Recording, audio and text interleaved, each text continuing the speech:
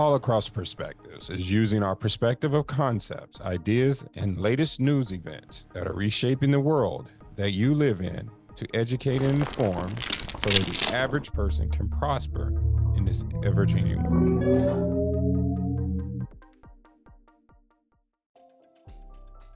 All right, money is a construct. I don't care what you call it. You can call it fins, dubs, dollars, yen, pound. It does not matter. It is all the same. It's just a construct, and it's actually used to settle a debt. Anything, as long as a social economic structure that's set up all agrees that they will use whatever it is to settle a debt, that becomes money. They said we'd be asleep for over 400 years. Well, that time has come. And this is why All Across Perspectives is here. Our whole motto is we're going to help haul you across the line from poverty and mediocrity into wealth and prosperity through education.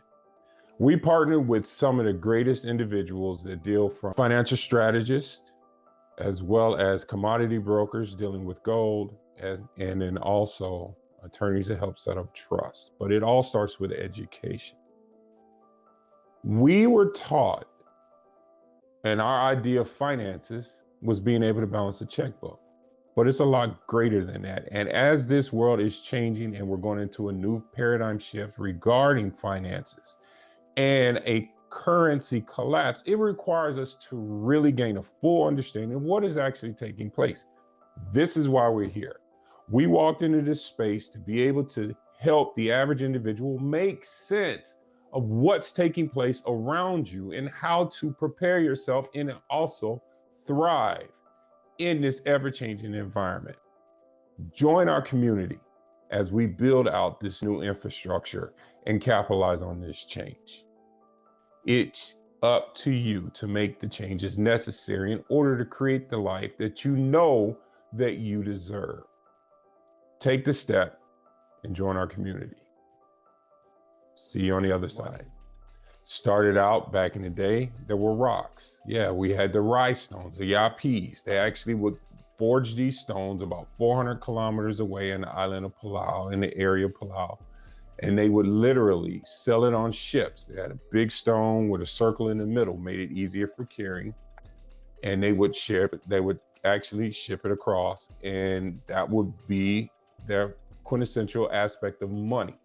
That's where the concept of Bitcoin came from. Believe it or not. We can go deeper into it, but you could either own the entire stone or you can own portions of it. Then from there, shells. Yeah, all across the world in coastal areas, there were shells there was a specific type of a shell that was used as money. Eventually it became salt. The Roman soldiers were paid in salt. Hence came the word salary. So when you go for that job and they turn around and say your salary, that is your worth in salt. So where I'm going with this, it started off in the barter system. I had a cow that produced milk. You had grain. We would swap, we would share, whatever the case may be. Or if I had a skill or a trade, and you had some level of agriculture, I would do the work that was needed for you and you would pay me in whatever you had available. So that was a barter system. Eventually it moved over, and as things changed and progressed, it eventually became into metals, which actually became the true definition of money. So gold and silver quintessentially was the aspect of money, and it fell into certain categories. It was a medium of exchange, a unit of account, and a store of value. Okay, so that became the true definition of money. As things progressed over the years, through time, we've had multiple different times where the actual money or the currency changed hands as far as which country controlled money.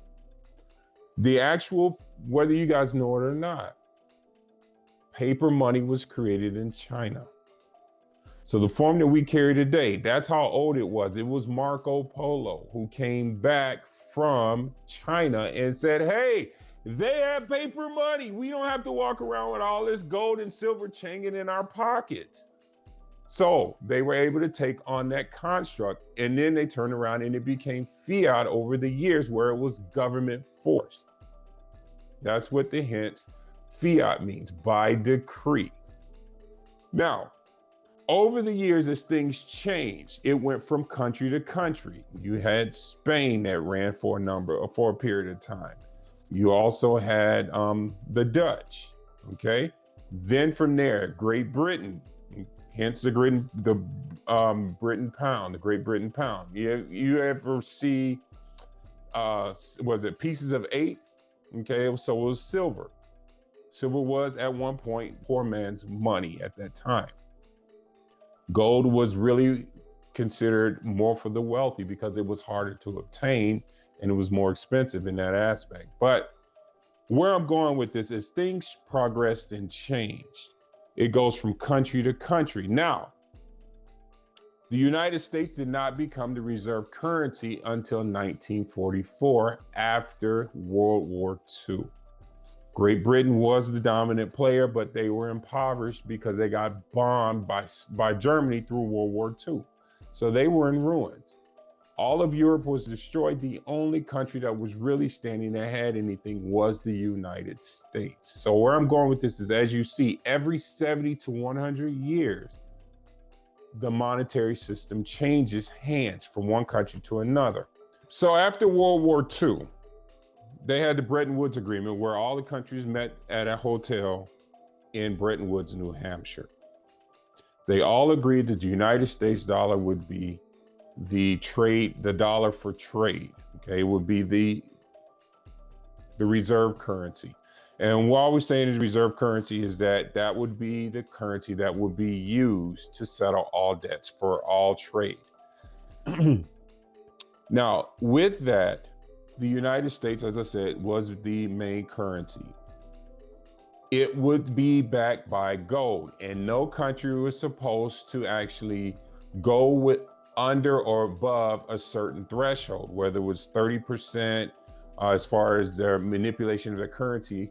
If you remember when Trump was running for office the first time, he said China was manipulating their currency. That's what he was referring to, because according to the agreement, their currency was supposed to be set at a certain structure or a certain percentage.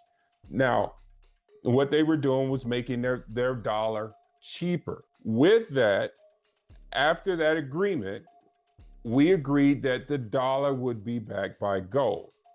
Now, coming into the 60s, we went into Vietnam War. We started fighting all these different wars, and countries were starting to look and say, okay, where are you getting this money from? Okay, because you only have a certain amount of gold in your coffers. So the first country that actually started raising questions happened, if I get his name right, is Charles de Gaulle, which was the president of France at the time. And I might have his name wrong, and I apologize, I'm not a historian. Now, he turned around and demanded request of his gold, because we were holding people's gold. We would hold their gold, and based upon the amount of gold that they have, we would give them dollars. That we use that for trade. So all trade was taking place. So if you wanted to purchase oil or whatever the case, you needed American dollars, and then you would pay it to the other countries back and forth in that capacity. So it created something called Nostro-Vostro account, ours and yours. So today there's $27 trillion parked at different banks around the world so they can make payments between each other. Our view is you can use a digital asset like XRP to do that in real time. Because XRP has been so efficient, it settles a transaction about 3 seconds compared to Bitcoin. So it just passes through that currency for that period of time. That's correct. Once Charles de Gaulle or France actually requested their gold, other countries started looking at it as well and saying, you know what, we want our gold as well. In '71, Nixon took us off the gold standard. Well, let's back up just a minute. In 1933, Dwight Eisenhower put in an executive order demanding everyone in the United States turn in their gold. Okay, it was a mandatory confiscation of gold. In there, if you did not comply, you got up to 10 years in prison and I think it's $100,000 fine. Now, $100,000 back in 1930 was a lot of money. Okay, so We look at it now, it's like 100,000. It's still a lot of money, but we hear about millions, billions, and trillions now. Okay, so I just want you to understand the time frame. When he turned around and required everybody to turn in their gold, it was a mandatory confiscation. They paid everybody at $30 an ounce, which was pretty much roughly just over the going rate, because I think at the time it was about $20 to $25 an ounce was an ounce of gold at that time. The gold is now trading at over $3,300 an ounce, with the projection that gold is going to go and skyrocket to over 50 to, in the long term, $100,000 an ounce. Okay, so everybody see what we're talking about inflation. Now, with that, once they got what they felt was everybody's gold, they came back and actually remonetized it to $35 an ounce.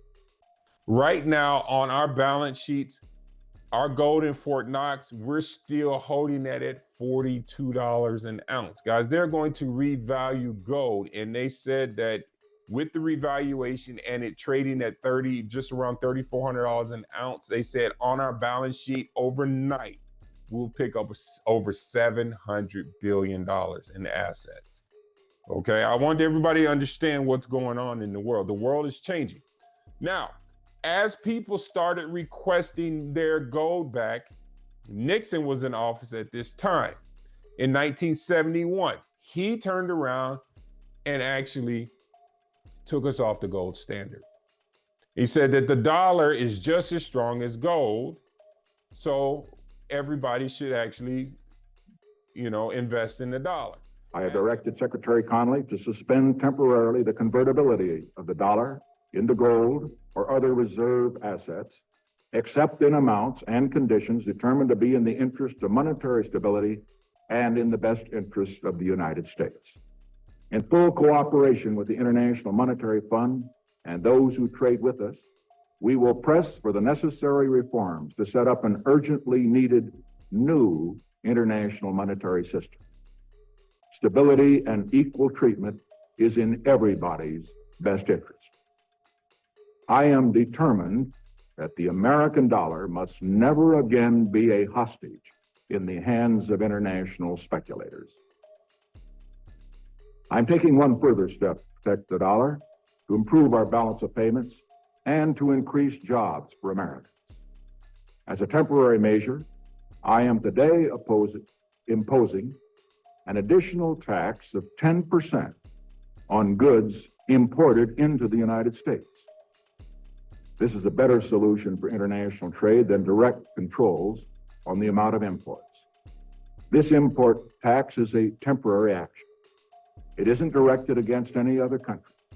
It's an action to make certain that American products will not be at a disadvantage because of unfair exchange rates. When the unfair treatment is ended, the import tax will end as well. At that point in time, everybody hitched their wagon to the dollar. Disaster. There is a proven 100% failure rate. There is no exception to this. Fiat currencies always fail. And then 40 years ago, we tried this grand experiment where all the world's currencies became fiat at the same time, when we ended the Bretton Woods system. The world is going to have to extricate itself from this monetary system based on the dollar, because if you want to back your currency, you have to back it with something. You can't back it with nothing. I always think of that old Superman movie where the first one where Lois Lane, she falls off the top of the building. Superman catches her and he says, "I got you, don't worry, I got you." And she says, "Well, you got me, who's got you?" Well, that's the dollar. Who's got the dollar? It's not Superman. The dollar can't fly on its own. The dollar used to be backed by gold. It was gold that had the dollar. It's like everybody has tethered their ships to the Titanic of currencies. And so we're all going to go down. In 1973, we made a pact with Saudi Arabia to turn around and tie our dollar to oil. That hence came the term the petrodollar. Ladies and gentlemen, things are changing right now. So that's Bretton Woods Act 2. So they turned around and remonetized the money. It went from gold being back to oil. We are on that precipice right now of Bretton Woods 3, where they're actually in the process of remonetizing or actually restructuring the monetary system. We're going to go back onto the gold system. Basel III, which is taking place right now, which the Bank of International Settlements, which is the bank of banks, okay? They monitor and actually they govern all the central banks. So that's the Central Bank of England, the Central Bank of Japan, the Federal Reserve Bank here in the United States. Just to give you an example, they are the ones who govern the central banks. They just remonetize gold and silver as tier 1 assets. So everything is coming back to gold and silver. And if you pay attention to things that are taking place, hence you see changes that are going on, like Africa. Africa is now becoming one major country.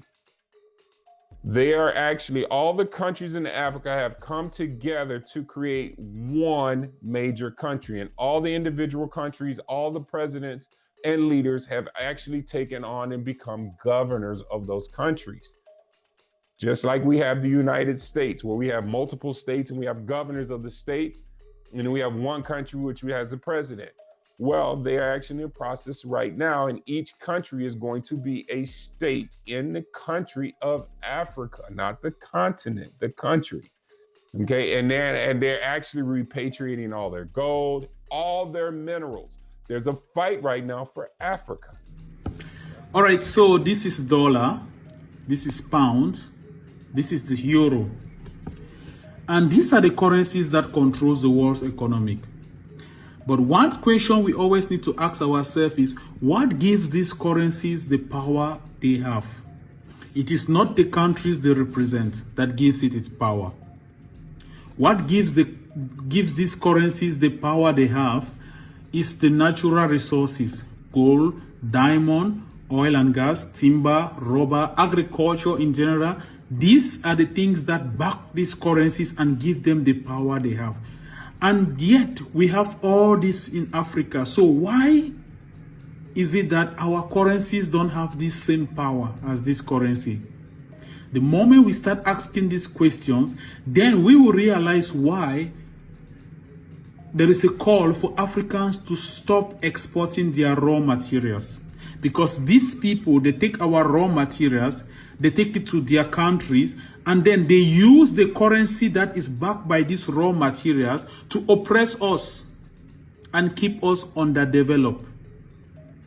You understand, the world that we're living in right now is changing dramatically and drastically. It is up to us to see the things that are going on. Now, as we position and change and we're seeing it, we are at that breaking tipping point right now.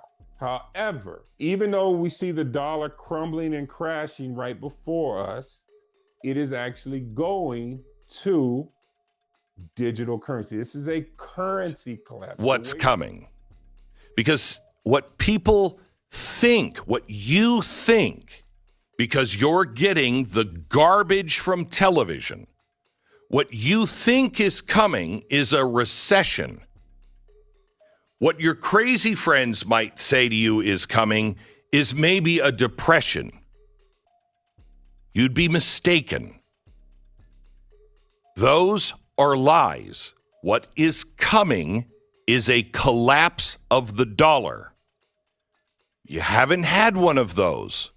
We've never experienced the collapse of the dollar, of the world's reserve currency. This will make us Venezuela. Make no mistake.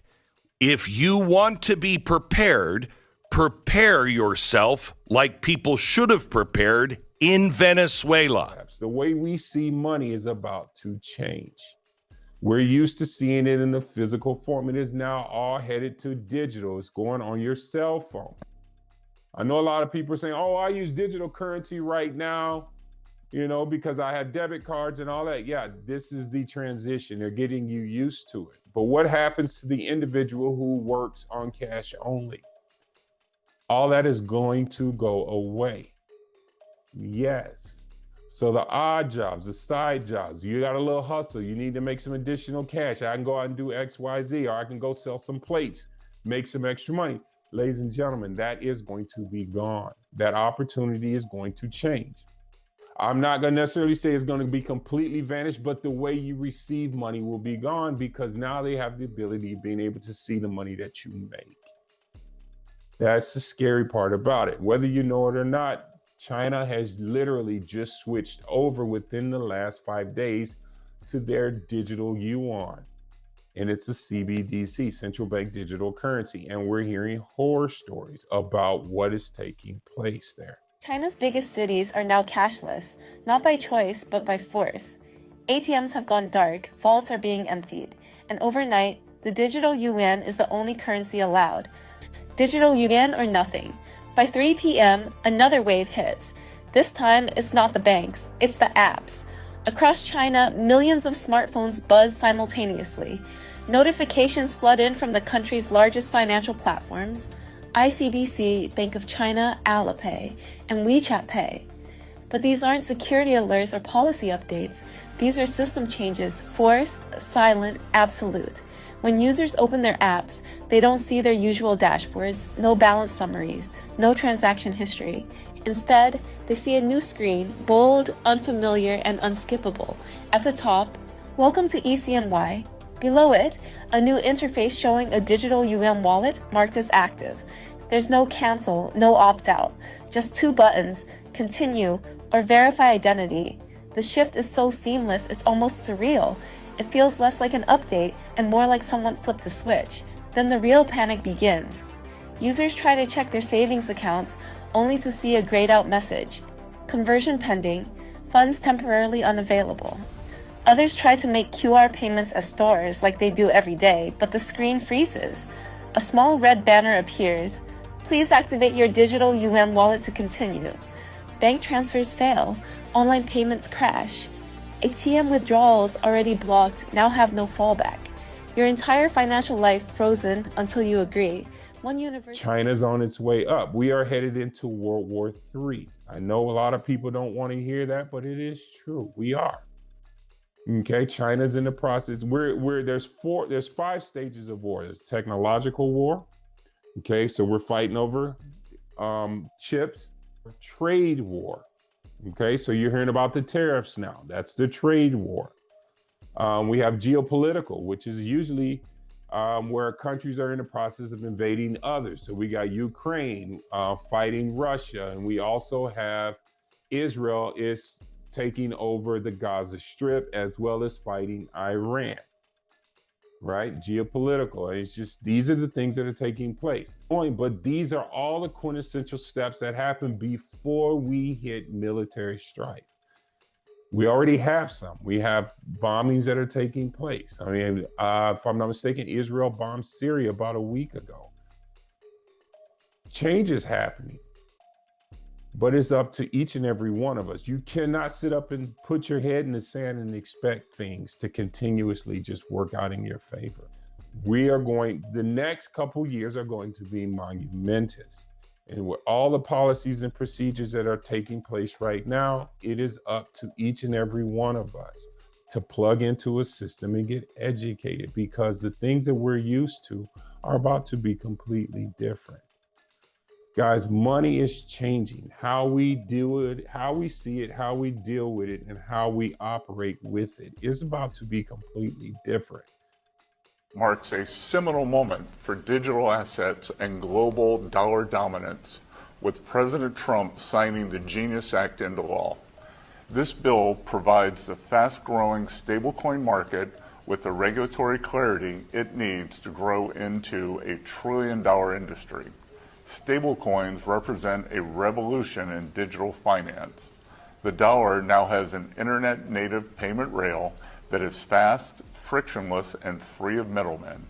This groundbreaking technology will buttress the dollar status as a global reserve currency, expand access to the dollar economy for billions across the globe, and lead to a surge in demand for U.S. treasuries, which back stablecoins.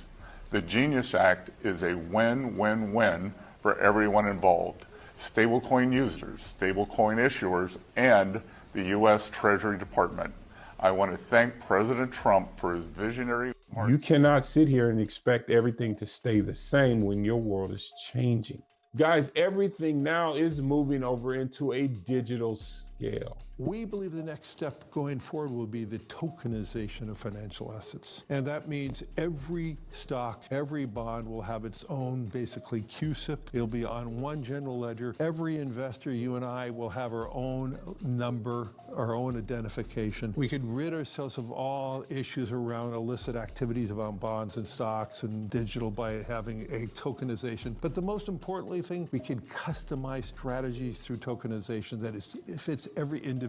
We would have instantaneous settlement. Think about all the costs of settling bonds and stock. But if you had a tokenization, everything would be immediate because it's just a line item. And so we believe this is a technological transformation for financial assets. If you want to talk about voting and voting choice and all the things, if we know every moment who is the owner of that stock and it's now time to vote, every individual who has ownership is identified and they can vote their own share. Every stock, every bond, every currency, every commodity, every piece of art, every bottle of fine wine, every collectible car, every piece of real estate, every private business, everything of value in the world will eventually be a token.